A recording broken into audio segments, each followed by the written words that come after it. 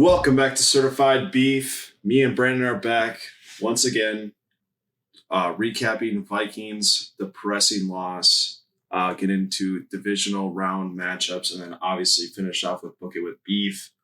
Obviously, just get right into it. Vikings fall at home to the G-Men 31-24. Brandon, initial thoughts?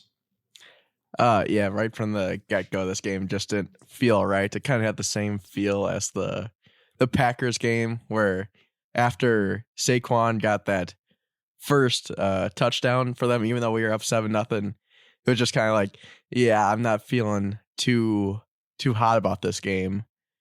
And that feeling just kind of stuck there throughout the entire thing. Yeah, it was never like it was never a point where I was like, oh my God, we're going to win this game. Because, I mean, just me personally being like at the game, it was extremely hard. Just when the defense is on the field. Normally, you know, Brandon, like obviously you've been in a couple of games before. When it's third and long, you normally get super excited. You get all riled up. The crowd's crazy. You're like, let's pressure the quarterback. And like when it was 3rd and 8 and 3rd and 7, it's just like I was just like, bro, like, can we just somehow stop them? And it never worked because they just kept getting first downs. It was extremely hard to watch. I mean, I knew Brandon. They were talking about part of my take a ton. I don't know about you, but I knew. You knew this was coming, right? That we're gonna lose? More like the defense was finally going to let us down to the point where we can't recover, even if it's a close game. Oh, yeah, for sure. Because also with this game, I don't know if you noticed it, but there was like very little possessions in this game. I think the Vikings punted like 2 or 3 times, and the rest were scoring drives, and the Giants had like, I think they possessed the ball besides the kneel down with like 7 times, and they scored on 5 of those possessions. So it was definitely a point spread, a premium in this game. I mean, leads me in this stat, and I don't know if you saw this stat, Brandon, but the Vikings are the first team in NFL history to lose regular season or postseason with a pass or the team throwing for over 80% passing, with giving up 0 sacks or turning the ball over 0 times. I did. First team in NFL.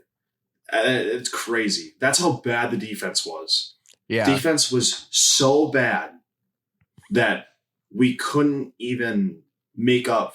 They couldn't even make up even a little bit because the offense played so well. I mean, obviously, we'll get it. Like the 4th down to end the game was probably the only thing the offense did bad this game, but or else otherwise the offense played a very solid game. Like when they were like obviously the punts, I think they pretty much went 3 and out almost every time they punted. But or else on those scoring drives, it really felt like they were moving the ball down the field relatively easily when they were scoring. Oh yeah. There was a few missed opportunities. The big one obviously was Irv Smith on that 3rd down to move the chains. Oh my God, that was very embarrassing, and that just. Did we go for it though? Did we go for it after that? I do not remember.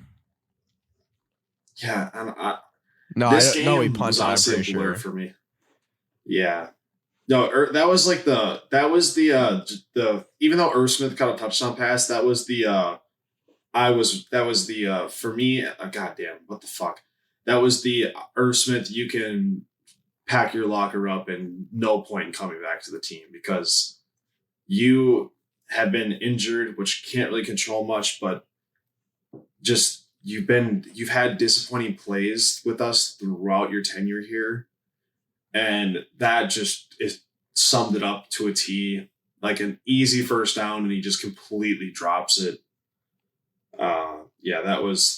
That was definitely a turning, like a point where I was just like, yeah, you're done.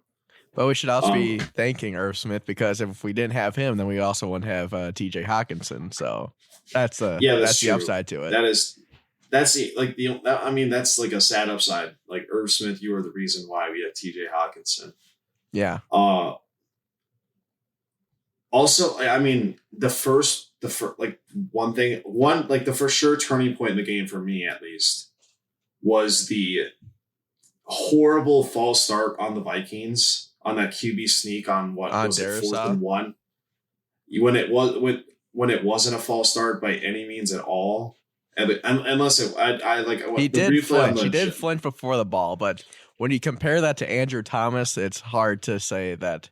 Yeah, I mean, that wasn't a turning point in the game, but that was literally one of the worst non-false start calls ever. Like, Zadarius Smith literally gave up on the play.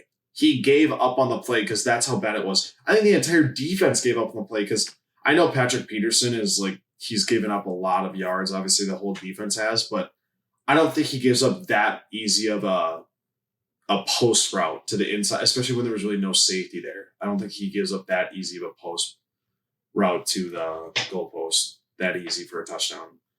I mean, I didn't see the flinch enough. I mean, the replay though, like I didn't know if they showed it on there, but the replay on the Jumbotron looked like it was like clean. There was nothing that happened. No, he did there's flinch. No way like that. Like, was it a large flinch or was it like a little flinch? Like, I know that sounds stupid. It was enough to get called. Like, if you're playing it by the rule book, it's enough to get called.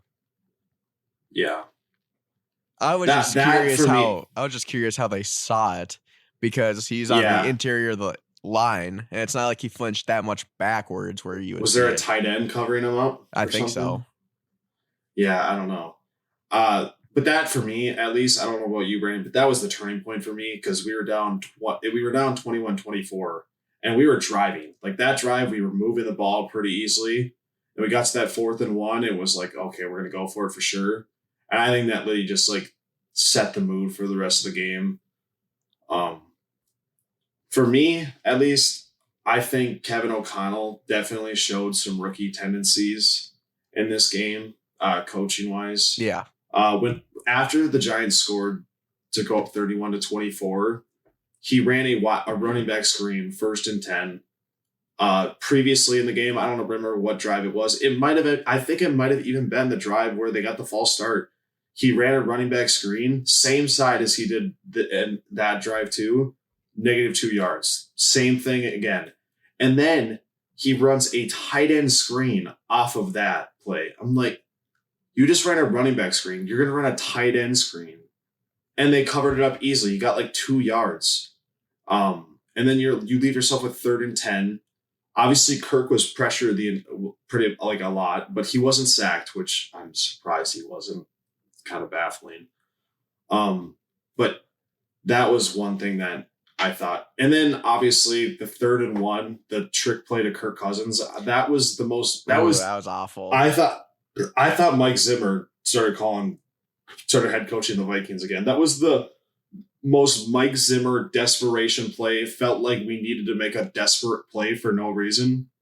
When it was 3rd and 1, like that was by far one of the worst play calls. Like, you can't, I want to put the blame on Jefferson because Kirk Cousins, there was 3 Giants defenders near him, but he's not a quarterback, so he doesn't see it that well. He's just told what to do, and he goes from there. But yeah, just some scenarios where Kevin O'Connell definitely made some rookie coaching tendencies. Yeah, he'll definitely need to get better in those areas on not realizing the situational awareness, because 3rd and 1 in a playoff game, when you're already down points, that's not the time to be breaking out your new trick in the book. Yeah, that's not something you do in the first quarter either. No, like if that's or like the first half. That's like the 3rd or 4th quarter, like late 3rd, yeah, early 4th, sure. like whatever. Like, but not when you get a chance at 3rd and 1 to try and extend the drive. No way. Yeah. I know we talked about the Vikings a lot, but you got to give credit to the Giants. I think they played this game perfectly. I think they knew that it was going to be a shootout in a sense, like there's going to be a lot of points, but they did get the stops when they needed to. And in the second half, they pretty much blanketed Justin Jefferson. He was pretty much a no-show in the second half. I'm pretty sure he wasn't targeted in the fourth quarter at all. He wasn't targeted on the final drive for sure. I know that part. I'm pretty sure, I don't know who told me this, but someone told me that he wasn't targeted from the third quarter with 1:30 left. I believe in the game. you are. He wasn't yes. He wasn't targeted the rest of the game. I mean, obviously double coverage and stuff, but there's ways to get him open, and we've done that all year. I felt like there wasn't enough motion. Also, I feel like we've used a lot of motion and like change or see what the defense is doing or move Justin Jefferson around, and I feel like that wasn't done enough in this game. But I mean, it's disappointing we lost. I feel like you shouldn't lose a home playoff game, especially after a season like that. But I wasn't that disappointed just because you knew what this team was with the defense and stuff, and the offense had to play absolutely perfect, which they honestly kind of did. Like, you can't expect to score points on every drive, but going 3-and-out definitely doesn't help on two of them because field position wise and stuff like that. But I'm not super disappointed in like the fact that we lost because, I mean, rookie coach, new regime. I feel like we were just, like I've said before, playing with house money. There's definitely a lot to look forward to in the offseason. Is there? Yeah, oh, there's going to be so many people leaving. Yeah, I don't know. I mean, look forward to in ways like what's going to happen with the team, because there's definitely going to be a roster turnover for sure. You would think there has to be. There's going to be. I mean, we can just lead into that too. Like, I think we've touched enough on the game. Yeah. I think for sure you got to get rid of Ed Donatel. How much is it him that like K-Fan, like Paul Allen and everybody on there is like arguing how much is it Ed Donatel and how much is it the players? And well, I'm not saying the players don't. I'm not saying the players or whatever don't have anything to do with it. I think the problem was with Ed is he didn't change up his defense at all. Like, you have to have some sort of a, what's the word I'm looking for? Adjustments. You have to have in-game adjustments. There was none all season. He ran the same coverage all game. He doesn't disguise any looks. Like, you can tell when the Vikings are going to bring pressure almost every time. You can tell what coverage they're running every single time. They're playing a 2-deep shell every single play. You look at other teams like Dallas, especially, like they've showed it multiple times. Dan Quinn does a great job at disguising coverages. What maybe looks like man will switch into a zone or whatever. With the Vikings, it's like whatever they line up in, that's what they're running. There's no disguising it. The problem is with I'm not saying it's all Ed's fault by any means. I think that there's a lot of players that didn't play their best this year, but the problem with him is that the fact that he kept repeating the mentality of, oh, this is bend, don't break. We're going to give up a bunch of yards, but we're not going to give up points in the red area. But statistically wise, we were one of the worst at everything. We were still one of the worst red zone defenses. And against a good offense, or just an offense that can move the ball or figures you out, you're not going to be able to you're not going to play a bend don't break defense all the time, because if you give up a bunch of yards, you're going to end up giving up a bunch of points. Yep. So when it comes to this offseason, okay, go ahead. Sorry, my bad. For some reason, when I saw that Ed Donatel early in the week was like, I think you're like gonna like the way we play, like the veteran players are taking over. It shouldn't resort to that at all. You're the defensive coordinator. Yeah, you need to make the adjustments yourself. You can tell that he lost the defense a long time ago, and you can tell that they had to motivate themselves because there was nothing to that. And I think also this is obviously it's tough being a rookie head coach, but you got to think that Kevin O'Connell has got to be going up to Ed and being like, dude, we got to do something different here. Oh yeah. We can't maybe he just had a respect for him because Ed is a long tenured guy in the NFL, but you're the head coach. You got to step in at some point and be like, we got to do something different. Our team is not going to be successful if we give this any. Because the thing is that there was enough talent on this defense to where they could have at least been a middle of the road defense. And a middle of the road defense could have made us a Super Bowl contender. Oh yeah, for sure. Like that's how bad the defense was, because our offense is just fine. Like, don't get me wrong. But I mean, going into the offseason, like, do you want Ed gone? Yeah, I think he should just go. I want yeah. We need another young guy to come with. I know. Yeah, I agree. I've been hearing that if Brandon Staley gets fired from the Chargers, that we should go after him, since he got him and O'Connell. I wouldn't be disappointed. I wouldn't be mad about that, because No. I think that he's not. I think he's a bad head coach, but I don't think he's a bad defense coordinator. No, I don't disagree with that. Also, you brought up scheme wise, and the problem is, I understand, like, oh, these players need to like buy into the scheme. I also think that there's a chance. I think that there's like these players that we have, like the roster we have. I don't think they fit the scheme that Donatello runs. No, if you're going to have. No way. Like, are you joking? What I just said? No. Like, I'm saying you're 100% correct. Like, I think that we did not have the players for that. Yeah. There's no way like, you should be dropping a pass rusher like Danielle Hunter into coverage. No way. That should not happen ever. No. Well, and like the funny thing is it's considered a 3-4 defense, but yet we rushed 4 all year long. And 5. We barely had a 5-man front. Barely, but it was mainly a 4-man front. Like, how is that considered a 3-4 defense? Yeah. I didn't understand that. And I mean, also, the only go ahead. What I've heard is that the middle of the field was open all year. If you're running a 3-4 defense, it seems like that should be covered up pretty well, that nobody should be getting open in the middle of the field, and yet it happened all the time. Well, the problem is you're running a 2-deep shell. 2-deep shell leaves, I forgot what it's called, but it leaves like 15 to 20 yards down the field, wide open in the middle of the field generally. And if you can attack that, it's. But even like the short routes, like the drags and stuff. Oh yeah, like you gotta cover that. But that's zone coverage for you. Yeah.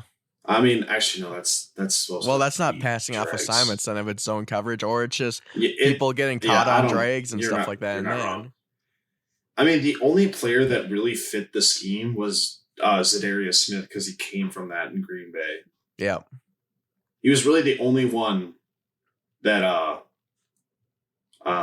fit that scheme. And the problem is we rushed 4 all year long, got 0 pressure, and we're just like, let's not blitz ever. Let's keep running. Let's keep having drop 7 coverage, because that's obviously working.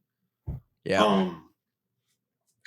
I mean, for you, I don't think there's going to be much change with the offense. Like, do you see anything really happening? It's going to be interesting. Adam Thielen is definitely the main topic if you're talking about offense. Yeah. If we sign him, it's going to be to a definitely like team friendly deal. But he's still under contract. Oh, that's true. We might do the thing that like the Eagles did with Fletcher Cox, just cut him and then re-sign him to a lesser deal.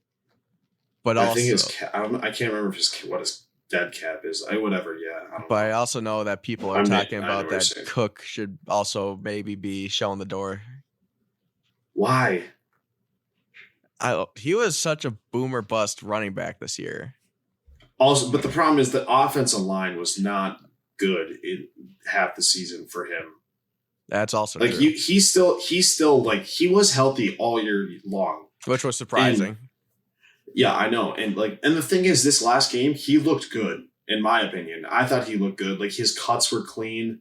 His burst was there. Like, he was hitting the hole hard. I thought he looked fine. I don't think there's a need to release him yet. Because the thing is, like, you might as well keep him while he's still good, unless he shows a massive regression, which he still had another 1,000-yard season. Why should he have to go? Like, keep that 1-2 punch. Maybe not use him. Maybe use Alexander Madison more. Unless I don't know. They might not re-sign him because he's a free agent. I hope we do. Maybe he'll do a team-friendly deal. I don't think so. But obviously, Adam Thielen is definitely the topic of discussion. I know people want to say, like, oh, get rid of Kirk. But to my point is like, people thought Matthew Stafford was a really good quarterback, and they're like, oh, you put him in the right system, he could win. Not saying we have the right system for Kirk Cousins, but the level he played at this year, I would say, is almost similar to what Matthew Stafford played like, maybe not as good last year, and they won the Super Bowl. The problem is we didn't have a defense, and they did. Yes. So I think the whole narrative that Kirk Cousins can't win, I think it's more that he has shown that he's just not clutch in some situations. But this year he was clutch. Oh yeah. Besides that 4th down play, but people are blaming like the entire game on Kirk. No, Kirk did just fine. Kirk played fine. He played good. Like he was like 31 for 39 for 273 yards and 2 touchdowns. Yeah, that's on the defense playing absolutely horrible. I mean, like the 4th down, like I'll talk about it quickly. Like the 4th down play, like I know that it's like horrible to throw the ball to like Hawkinson there because it's just a dead route. But why is Hawkinson even running a 5-yard out route? I've heard that makes 0 sense to me. I've heard that it was either on Hawkinson that he didn't know to convert like the 3-yard to make it like an 8-yard in his mind or something like that. Or I don't know. I forgot the second reason. That was like one of the main things I heard though, was that, and also Kirk was under so much pressure on that play. Yeah, that he had. There's no point in taking a sack. You'd rather just try and give your dude a chance. No, I mean for sure. But I mean the route that he ran, that was that route has no chance of going anywhere. No, you have to run like a crossing route or a drag route where he's running. Hawkinson was pretty much not even moving when he caught the ball. Yeah. So, but either way, I don't think Kirk Cousins is a problem. Did you see the interview while they were cleaning out lockers of JJ? I did not. So he was talking about the season. He was just basically like, yeah, it's disappointing. Or he's like, we had a great season, but the success is winning the Super Bowl, getting there or whatever. And they kept bombarding him about a contract extension because he can do that after this year. Yeah. And he was basically like, I'm just not worried about that. Like, I'm going to get paid when I get paid. I know he said his main goal is the Super Bowl, to get a Super Bowl somewhere. Yeah, and he's just like, which I'm like, that might not be here. Yeah. But I mean, he just kept saying like, that's not my goal. Like then they're like, oh, the market for wide receivers is this, and he's like, I'm going to get paid what I'm going to get paid. I can't really control that. Do you think that's him just smoke screen, or do you think that's him just being truth? Because in my opinion, I think that's truth. Like, he never has. I think over the years, like the years of him being on the Vikings, he doesn't come across as being that guy who's super overly confident off the field, which he is on the field. But that's just no. Like he is very. I feel like he's super humble off the field. Like obviously on the field, like his game talks, so he can be confident as fuck on the field. But yeah, when he's off the field, I feel like he's just a very humble guy, and I felt like what he was saying was truth. Yeah. We better just pay him what he wants. He is going to reset the wide receiver market for sure. There's no doubt in my mind about that. He'll probably get the highest contract ever for wide receivers. Oh yeah, 100%. And if it's not by us, that's going to be a super sad day. No, I think it will. I feel like it has to. I'm still in the camp that's either going to be us or the Saints. That's my 2 picks. Yeah. The only thing is with the Saints, though, is they're like their franchise is going in a weird direction that he might not want to play with, though. That's true. He also might want to go he might want to go to, I mean, it's crazy. Like, he might want to go to Cincinnati. I could play with Joe Burrow. And I don't know how they would do that because T. Higgins got to get paid still. Jamar's got to get paid, but you swing a deal. Yeah. But going in the offseason, obviously still the defense, though, like what are some things that you could see happening or you see like people that might get released or just anything moves-wise that you could see happening that's going to change the defense going into next year? All the old dudes are getting released. Probably not, but I wouldn't be the most shocked if they showed Kendricks and Daniil and even Harrison Smith the door in this offseason. Yeah. Peterson, that's probably, the thing is, yeah. Because Peterson was a 1-year deal again, gone. Right? Yeah, I don't want him back. Like as good as he played this year I guess I can't say that, but He played he good didn't play for bad. the first like 3/4 of the season, and then it just went down. Yeah, like he played better than he did the previous season for Yeah. us, but I feel like we need to let these young guys play. Yeah. At corner, Yeah. especially. Even like say the problem is with Harrison Smith is I think he still plays at a high enough level Yes, to where I agree. you keep him. I think you keep him Kendricks until Lewis Seen has proven himself more. Yeah. I don't know that people were talking about. I was seeing like reports about like I was gonna look at an NFL thing, but I forgot to. But people were talking about Kendricks maybe getting the boot last off season. Yep. So they're definitely gonna have to figure something out because I'm pretty sure we're in like cap hell. Yeah, but like this year, like I love Eric Kendricks, but this year he just looked a step slower, and it was hard to watch. Especially in that playoff game. Oh, that was Yeah, no, he was Jordan Hicks was I would say like they're the same age. I think he was objectively better this year than Kendricks, and that is like I feel like they were both not that great though. Jordan Hicks was a lot better than Kendricks. A lot better. In my opinion, at least, just like in the run game. I mean, both weren't great in the pass game, but I felt like Jordan Hicks made more plays this year than Kendricks. Yeah, in the run game. Which is sad because Kendricks, I feel like Kendricks wasn't that bad the previous season. And I don't know what happened to him because he was still like a top 10 interior linebacker. And now it's just like, what the fuck happened? And that's a problem with our defense. It's so fucking old. Yeah. It is so old. It's going to be weird. Like you got expiring contracts with Pat Pete. Shannon Sullivan was a 1-year deal. So it's going to be, who knows if the defense is going to be any better, but the problem is with our team though, like the offense I think is good because it's still young enough. Like the offensive line is young. You got KJ and Jefferson, they're young. Kirk is obviously going to get replaced eventually. But it's not bad, and Hawkinson's not that old. But the defense is I feel like there's gonna be a lot of growing pains next year, but maybe they'll be better. I have no idea. This is gonna be the offseason for Kwesi to prove himself to all the Vikings fans out there because this year, his free agents haven't really hit. I feel like Harrison Phillips was actually probably our best signing. But you expect more sacks out of him than 1.5. He's not a pass rusher though. But they're like Paul Allen was saying that they should get at least 6 out of him. I mean, I felt like he had a lot of like pivotal plays in games. Though. He did. Like, he was a good run stuffer.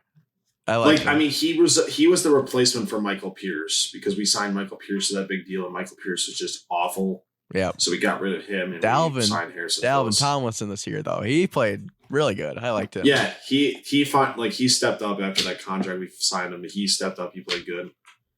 But yeah, I mean, this season, in my opinion, was my favorite Vikings team. I obviously got like the 2017, but I mean, for me at least, like I don't know, I just felt like all this like the stuff that happened like with Kirko chains and all that, like all that stuff just made me like fell in love with this team. But it sucks that it has to end this way. But I'm also excited to see what happens in the future because like the thing is like we got the taste of what this like feeling is like of being number 1 in the NFC North again, and it feels like we have a chance to be able to sustain it like the Packers have because we have no idea what's going to happen with the Packers. I do think the Lions are going to be good again next year. They probably could contend with us, but I still think we have the capability to do what we just did this year and win the North again and maybe even be contenders. But obviously defense has got to change. So I don't know. It sucks that it ends this way, but I felt like it's I was over the game in like 10 minutes. Like I wasn't even that. I was just like, okay, whatever. Like we had a good season. Obviously a playoff win would have been nice, but I didn't really have any high expectations just because of the way the team has played, especially with that defense. But But I feel like it was an eye-opening season into next year. Yeah, just makes the 13-4 all that more impressive. So on to the next one.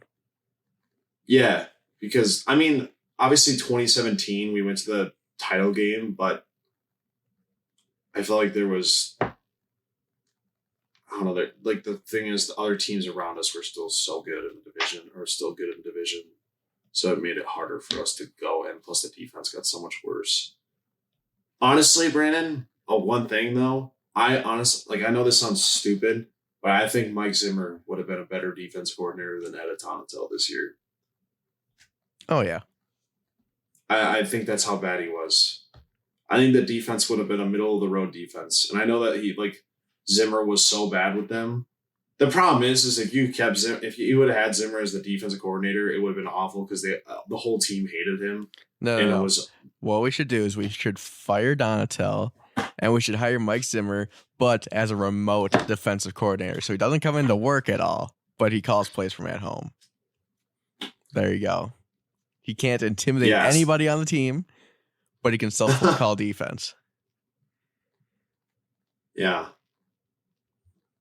I don't know. It would just be nice to have a different defensive coordinator. I don't know. Well, that was a lot about the Vikings. We're just airing everything out. It's fine. Yeah, no, I was just fine with it. It's just it's like weird because like normally when you lose in the playoffs, you get super disappointed and you're down. But I felt like I was like more intrigued because I feel like this team there's still a lot. There's more to come from this team. Hopefully. Yeah, hopefully. Hopefully they're not like the Twins and they're relevant for like 2-3 years and then they go back to the bottom. That's the only thing I'm scared about though, with how old the defense is getting and like the turnover of the roster. Like I don't know what type of turnover is going to happen this offseason, but I'm afraid that we just might go in a ditch. Like go back to a losing season. Who knows? We'll talk about that later. Yeah, that's definitely more of a deep dive once we get there later on in the off season. All right, enough about the Vikings there, Brandon. Let's get into divisional round playoffs. Yes, sir. So we got 4 games to go look at to start. Yeah, sure. We got Jaguars at Chiefs Saturday, 3:30 start. I don't think the Jaguars got any more magic in them. I think this is a team now you do want to play in the playoffs. Chiefs by 1 million here. You're telling me that what magic just because they came back, or do you think that? I think it was the Chargers just charging. That too. I think the Chargers are, but also the Chargers are just the Chargers. I mean, I don't know. I think the Chiefs are just too high powered at this point. They overmatch them. The one thing I'm worried about with the Jags is that they're playing on the road. I feel like they play much better at home. But I still think the Chiefs are frauds. Still bent on that take. I'm not going to let it go. I think the Jags keep this one close. I think they keep it close. It's hard to pick against Mahomes. Like, I don't know. Trevor Lawrence has never lost on a Saturday though, Brandon. So that makes me like want to take the Jags, but it's like you can't bet against Mahomes. And I don't know, an extra week of preparation too, and like rest for that team. Are all the one seeds gonna lose again this time? Well, who's the one seed? The Eagles. I don't know. It's just it's tough to like not. I mean, I want to pick against the Chiefs, but I don't think I can. Like, I think the Chiefs will probably win this game. I definitely think an X factor though for like the Jags, obviously, like I think it showed in this game too. This last game is Doug Peterson. Just the fact that he's got that playoff success. Even Trevor Lawrence though, just like he's played a bunch of meaningful games throughout his career. In college, obviously high school, whatever. All the top quarterbacks like win state title games. But yeah, he's played in these high pressure games before, and I don't think that's gonna scare him. Like, I mean, it's hard to say like he can't do it because dude threw 4 interceptions in a quarter and a half and led his team back like this. He obviously doesn't have any lack of confidence. Definitely, it was crazy that he even was able to make a comeback off that. But I think the Jags keep it within one score. But I think the Chiefs win at home and maybe get to host a playoff game. We'll see. Once he can motivate me to make a sandwich, I'll believe in Trevor Lawrence.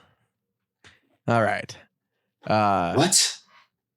You've seen that. I know you have. Giants. Oh, was it like when he was talking in the tunnel or whatever? Yes. I didn't see the video. I just saw like the caption. Giants Eagles Saturday night. I don't think the Eagles are going to give up 70 rushing yards to Daniel Jones and 300 passing yards, so I'm going to take the Eagles. The one thing, like, obviously, I think the Eagles are definitely a better team. The one thing I'm worried about, though, is how bad they played in that last game in week 18. They played horrible in that game and barely squeaked it out over the practice squad players. So it worries me there. But they are getting healthier. I'm pretty sure they got some key pieces on defense coming back. Lane Johnson is going to play, which is huge because apparently like he's like their best player, I guess, because when he doesn't play, they're god awful. But I think there's something to say that the Giants, like the fact that they kept it close even with their backups, they played a pretty much flawless game against the Vikings. Definitely think this is gonna. I mean, I think the divisional factor still plays too because that is something that I think is definitely overlooked when it comes to the playoffs. Like I know there's like a thing about saying like it's hard to beat teams 3 times, which is just false because the record for teams to beat the team or that have played each other twice or whatever their divisional opponents are 2-0 going into the game are 21-14. So it's not really a stat that is credible, but I think the Giants are playing after that game too. Like they have they have a lot of momentum coming in, and they have a game under their belt in the playoffs. And who knows what Eagles team's going to show up? That's the thing for me, at least. I don't know about you, Brandon, but for me, I don't know what Eagles team is going to show up in this game, especially with Jalen Hurts having very little playoff experience. I know Daniel Jones doesn't, but he still does. He just played, and he was easily the best quarterback in the wild card round. Yeah. He was fucking phenomenal. Oh my God, just thinking about it, like the fucking Statue of Liberty, like they really just clowned our asses. That was a sick play. Yeah. Huh? That was a sick play. A sick play that went 2 yards, but still, like it was such a clown move that because they're like, oh my God, they can't stop us doing anything. So then they're like, okay, just like fuck it, whatever. We'll just run this simple little play like we're playing 500 at the park. All right. Game of the weekend, Sunday, 2 p.m. Bengals, Bills. This is for sure, hopefully, gonna be the best wildcard game. Probably maybe even the best playoff game in general. It's gonna be electric when the Undertaker's music just starts playing, and then Damar Hamlin walks out of the tunnel, gets everybody hyped. Dude, he's definitely gonna be. He's definitely gonna be there. There's no way you don't bring him out for this game because it might be your only last home game. Well, yeah, especially since he sat at home for the last one. Unless he physically can't play, but I think they're playing. He can fly. Can't play. He's gonna be fine. I know. Maybe unless doctors are like, nope, you can't go. So then, which is whatever. If they can't, but if doctors say he can, he's definitely going to be there. That's why they didn't bring him out the last game because last game it should have been a cakewalk. I don't know how the fuck they struggled so bad against the Dolphins. Don't know. I think this is going to be the worst game of the weekend.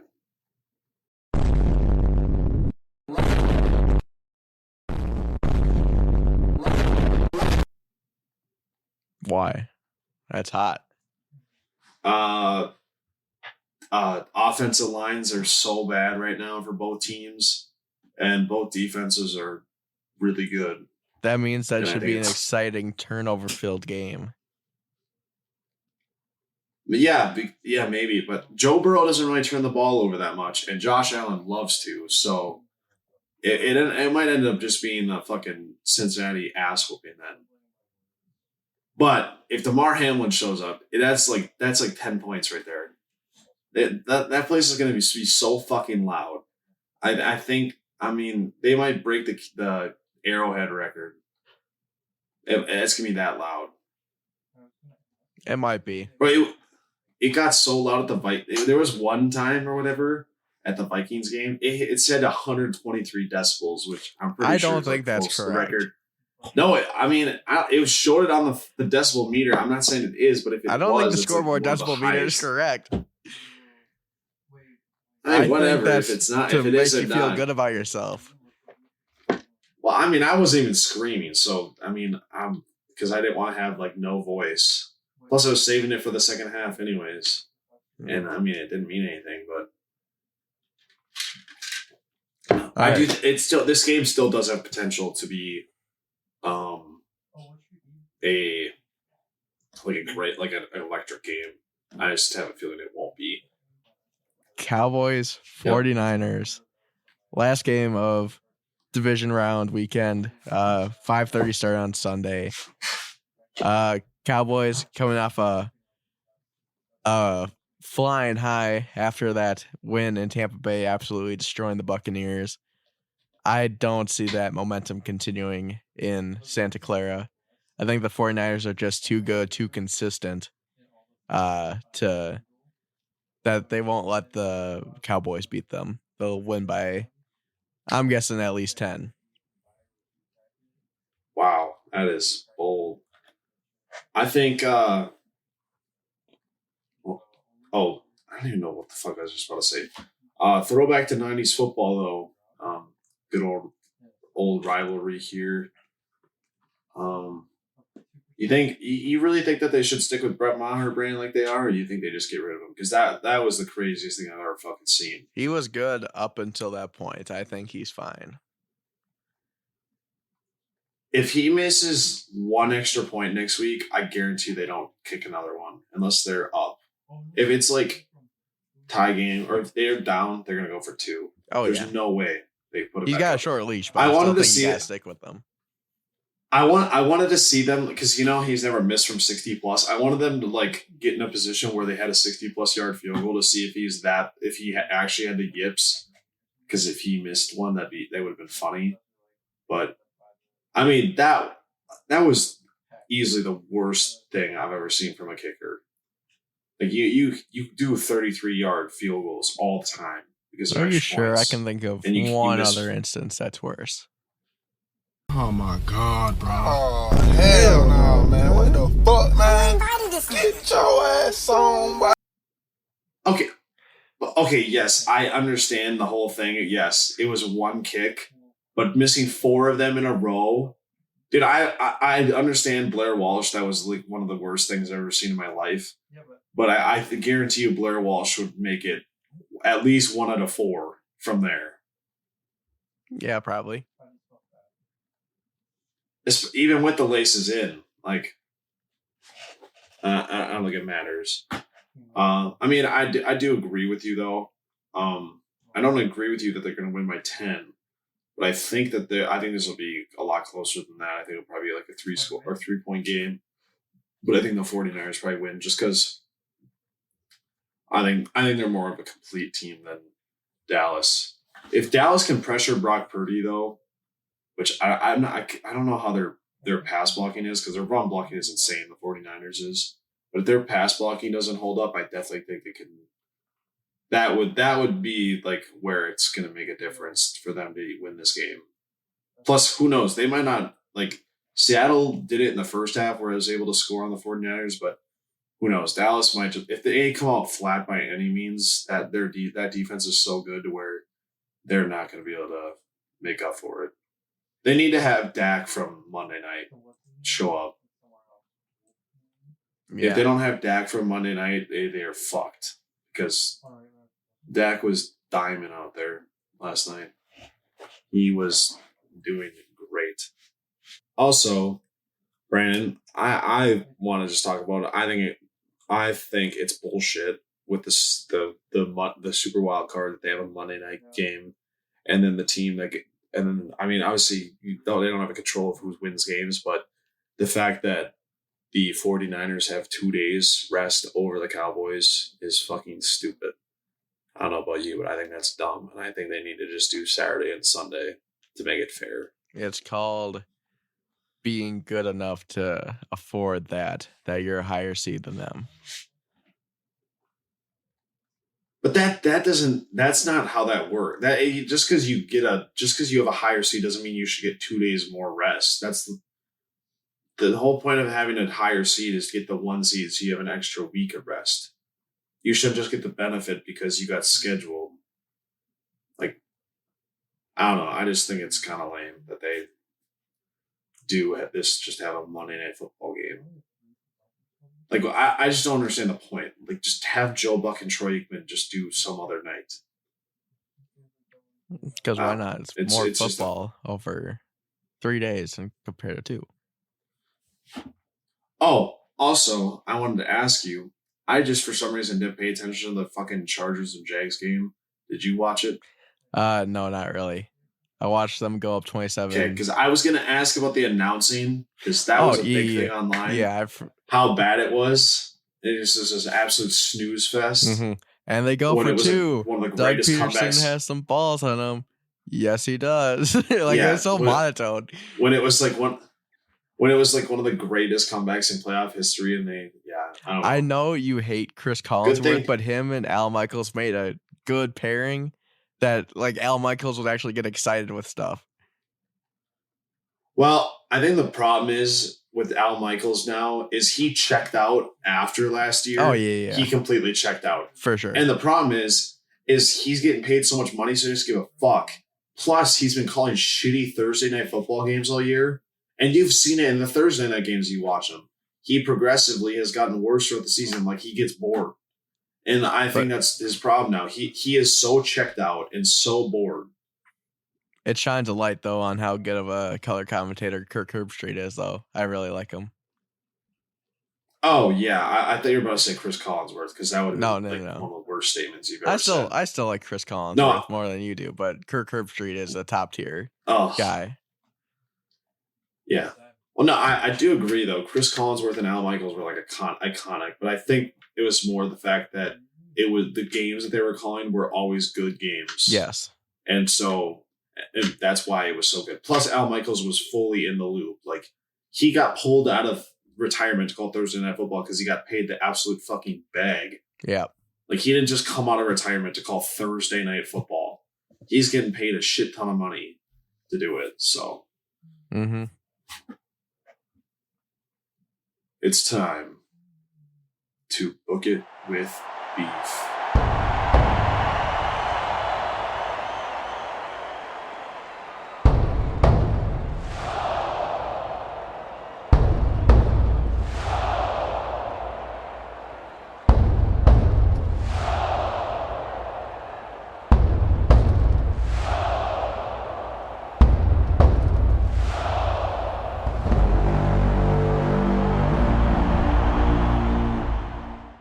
Brandon, how was your wild card weekend? I went 2 for 3, so not absolutely terrible, but still worse than I'd like to do. In the bank of Tampa Bay plus 2.5, obviously. Not great. That was rough. That was rough. But I covered Cincinnati, Baltimore over by a point. And then that was the worst over overcall, and it somehow hit. And I was just like, and then what the fuck? Dallas, Tampa under by 0.5 point. So that's how I got my 2. Wow. I think I went 1 for 4. So he's back. I'm folks. Not back. I'm back to being shit. I think the only thing I got was the Vikings and Giants over. Okay, from here on out, Unless the Super Bowl, we might need to change it up. But from this point forward, for now, I mean, yeah, that would make sense. We will have either a favorite or a dog combined. Not like combined between the two of us, but like favorite or a dog, an over and an under, my bad. And then one player prop over and one player prop under, cannot be discounted yards or anything like that, or alternate yards. Let's get into our picks, Brandon. Your spread for this week. My spread for this week, it's free money. Not in the bank, but free money enough that I like it. Cincinnati +4 at Buffalo. We talked about it off air. It's a little bit of cheating that the points are this far, or the spread is this big. But Cincinnati, Joe Shiesty, Joe Cool, whatever you want to call him, he's going to go into Buffalo, and it's going to ruin DeMar Hamlin's coming home party. Yeah, I mean, like I said, I thought this should be a pick'em, but I also just don't want to touch the spread in this game because I think it's just going to be a gross game. My spread for this week is the New York Football Giants +7.5. I think the Giants keep this one close. I think they might even win. I think they're definitely being undervalued for how good of a team they are, how well coached they are. Plus, Wink Martindale, great defensive coordinator. We'll see, though. They looked horrible when they've played the Eagles at full strength. But I think that they will have a better game plan for this game. So, yeah, Giants +7.5. All right, Brandon, you're over or under for this week? My points pick for this week, piggybacking off your game, Giants at Eagles, 48.5 under that. You always like to talk about how division games are closer. I could see this being one of them. I feel like 48.5 is a lot for these two teams. Like the fact that Daniel Jones has passed for 300 yards 3 times, and 2 of those times against the Vikings. That's not saying too much about how good of a quarterback he is. I think the Eagles kind of feast here. Fair enough. Yeah, I mean, I've talked about this game. I think it's going to be a gross game. I got the under in Cincinnati versus Buffalo, 48. I think this is going to be more of a defensive battle than people think it is. I don't think there's going to be as much fireworks as much as it was to start that game that was played in week 17 or canceled, I guess. But the Bills' offensive line has been horrible the last month. The Bengals are down 3 offensive linemen after this whole offseason of revamping that line to protect Joe Burrow. I'm pretty sure they're out 3 guys now, the left tackle, right tackle, and right guard. So I think both teams are going to be able to get pressure on the quarterback, and both teams' pass defenses are very well. And Bills might get Micah Hyde back this week, so I think that definitely helps my case, but under in the Cincinnati at Buffalo game. All right, Brian, your first player prop over. My first player prop ever on Book It with Beef here. I'm really liking this. Got the Iowa State connection going. George Kittle, 51.5 receiving yards in the bank. Straight cash, homie. Tell them to bring me my money. Brock Purdy loves to throw it to that man. George Kittle loves to get yards, especially after the catch. I don't see this Cowboys defense stopping him. My over, I got another tight end, not George Kittle though. I got Dalton Schultz over 46.5, the other tight end in this game. Dalton Schultz played amazing against the Bucs. He has a great rapport with Dak Prescott, his second option in the passing game for Dak outside of CeeDee Lamb. I think he looks for him in this game as a security blanket because I think that it's going to be a tough test for them against the 49ers defense. And I think Dalton Schultz will rack up them yards. You're under, Brandon. My player prop under for this week.